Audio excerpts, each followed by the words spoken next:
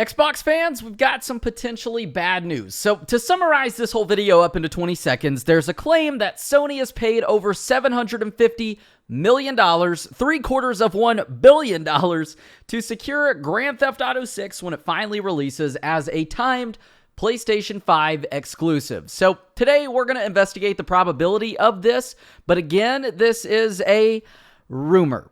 Also, let's go ahead and start a console war. Let me know down below in the comments, PlayStation or Xbox. Let's see if we can get over 1,000 comments. Personally, I think that with the PS3 and the 360 definitely excelled there. Between Xbox One and PlayStation 4, PS4 wins. So who is going to win this time? The world may never know. So because of how weird 2020 has been, there's been tons of delays in the world of video games. And with that, we barely know anything about the PlayStation 5 or the Xbox Series X, aside from like the controllers. So let alone GTA 6 information that we hardly know anything about, as none of it's really come from the horse's mouth. It's all been from different leaks and rumors and things like that, and like 99% of those are fake, but there are a couple that are most likely real. So Sony is allegedly trying to buy out Rockstar or Take-Two Interactive to turn Grand Theft Auto 6 into a timed exclusive. So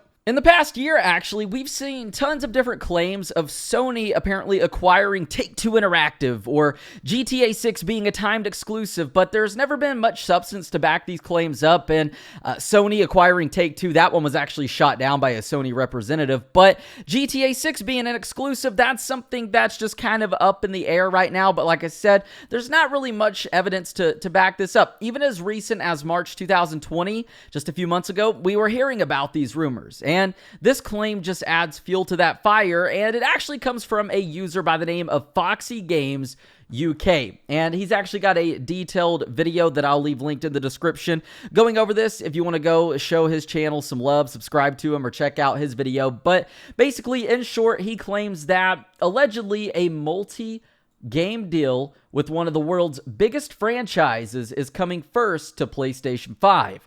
If this is legit and it fits, dare we say, Grand Theft Auto 6, if true, then forget about console wars. There's going to be no console war.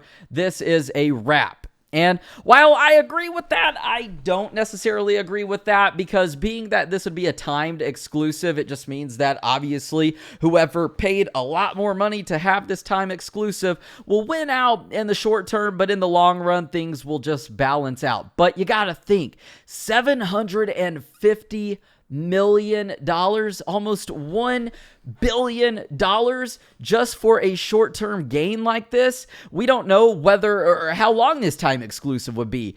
Would it be 30 days, kind of like what used to go on with the Call of Duty games back in the day when it came to like map packs and DLCs? Xbox would always get it a month earlier than PlayStation, for instance. Would it be something like that, or are we talking 6 months to a year?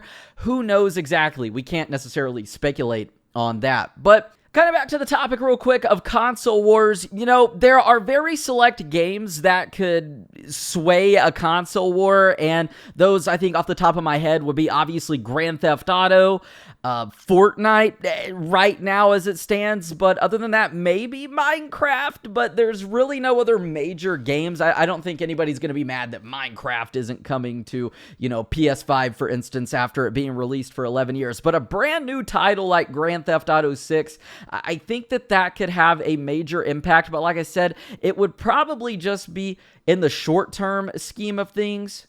But then I think to myself, could this be some sort of like marketing scheme cash grab? And what do I mean by that? So check this out. Some of you may know, but some of you may not know, that back in the day, there were talks of PlayStation exclusivity with Grand Theft Auto 4. Like I said, back in like 2006, it was this war between Sony and Microsoft even unveiled and announced Grand Theft Auto 4 back at E3 2006 via an arm tattoo. But they were trying to go for some sort of exclusivity, but obviously that never happened with GTA 4.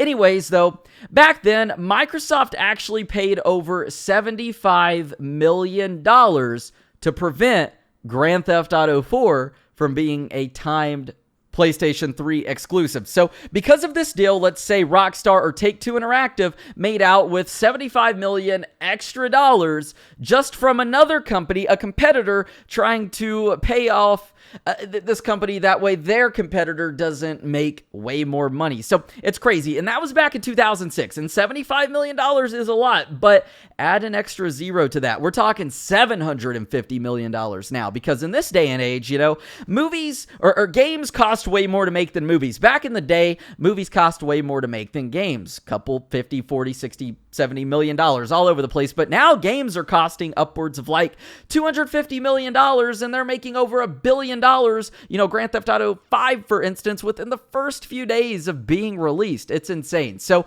just imagine if Grand Theft Auto 4 was restricted to one console. Whoever didn't get Grand Theft Auto first or at all would be losing out big time. And I mean, right now, just imagine Grand Theft Auto 5. What if that, alongside GTA Online, was a console exclusive? Do you think it would be as successful? Possibly, but you'd have no choice to either buy a new console or you're going to miss out on whatever's going on here. The memories, the fun, the friends, all that kind of stuff. So I guess it kind of is a big deal there. And then there's PC Master Race. I love the PC. That's what I play on. But when it comes down to the consoles like that, I feel like it would be a tough scenario, especially, you know, say if you're a diehard Xbox fan to have to buy a PlayStation now, you can swallow that pride. But what about the fans who can't afford, you know, two different consoles? Say they're over here on Xbox and they already have the new Xbox, but the new game is only coming to PlayStation, and that's one of their favorite games. So at that point, it isn't fair to some fans, because most people can't go out and just buy two consoles at the same time or simultaneously or just for one game. So while there isn't much to back up this rumor, most of the time the short, sweet, and vaguely detailed rumors turn out to be true versus those long, overly detailed rumors. Now, the last thing that I want to talk about real quick is, have Rockstar Games ever released exclusive games for like one console? And yes, they actually have. And that would be Liberty City Stories, Vice City Stories, and GTA Chinatown Wars. Initially, those two games, the first two, Vice City Stories and Liberty City Stories, were released for the PlayStation Portable. Later on, they were ported over to the PlayStation 2, and then later on to the PlayStation 3. But you cannot find those games on the Xbox at all, unless there's some sort of weird jailbreak emulator type thing. So also, Chinatown Wars started out on the Nintendo DS, and then it later came over to the PlayStation P, and then that was that. So there have been console exclusive PlayStation or GTA games before, and it's always been on the PlayStation. Also, alongside the PlayStation, Red Dead Redemption 2, PlayStation users received early content, which really wasn't anything in the game, but Sony had paid for some sort of PlayStation exclusivity, I believe, when it came to that kind of early content. Like I said, you weren't missing out on anything really, but that happened as recent as Red Dead Redemption 2 in 2018. So I guess only time will tell when it comes to this, but really I don't think it's anything to be worried about. It's not like GTA 6 would be limited only to the PlayStation 5, because that would just be insane.